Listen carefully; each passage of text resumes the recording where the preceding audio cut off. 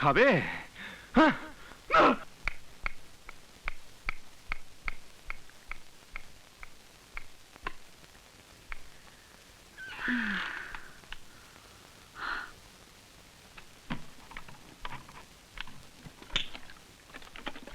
খান madam খান, পানি ছাড়া সব ভেজাল, পানিতেই শান্তি। কালকের জিবি অ্যাকাউন্টসটা টাইপ হয়েছে? দেখ, আপনি বড় বেরসিক ম্যাডাম। অফিস শুরু হলো না, কাজের কথা শুরু হলো।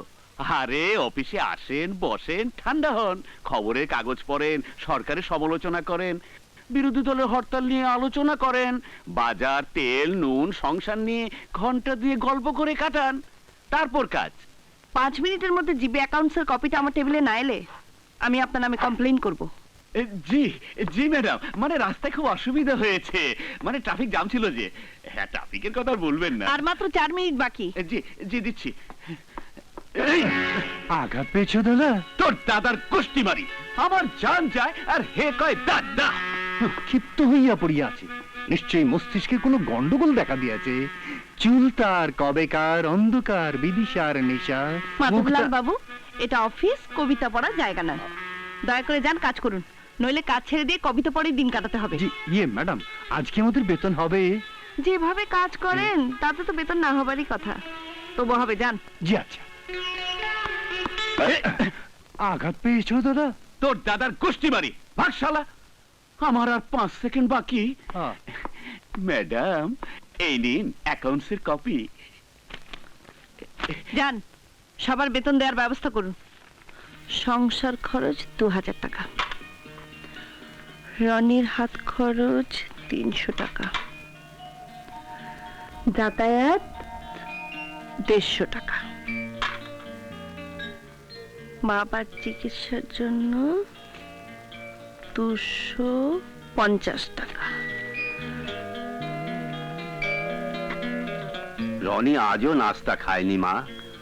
বাড়ির নাস্তা ওর ভালো লাগে না বাবা, বাইরে হয়তো কোথাও খেয়ে নিয়েছে। ও বাইরে খাবে, টাকা পাবে কোথায়? এমএ পাশ করে তো বেকার ঘুরে বেড়ায়।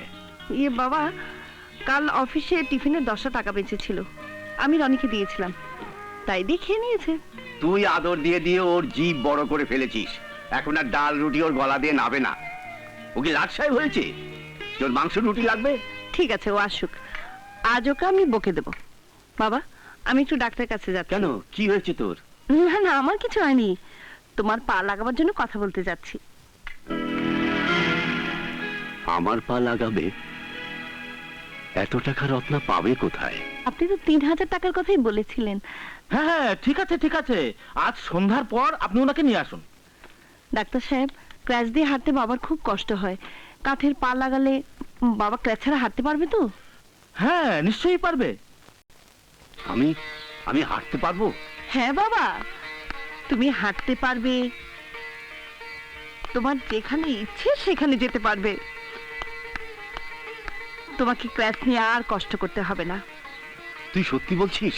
হ্যাঁ, এই জন্য আমি প্রতি মাসে বেতনের টাকা থেকে এই ব্যাংকে জমাতাম। এই দেখো।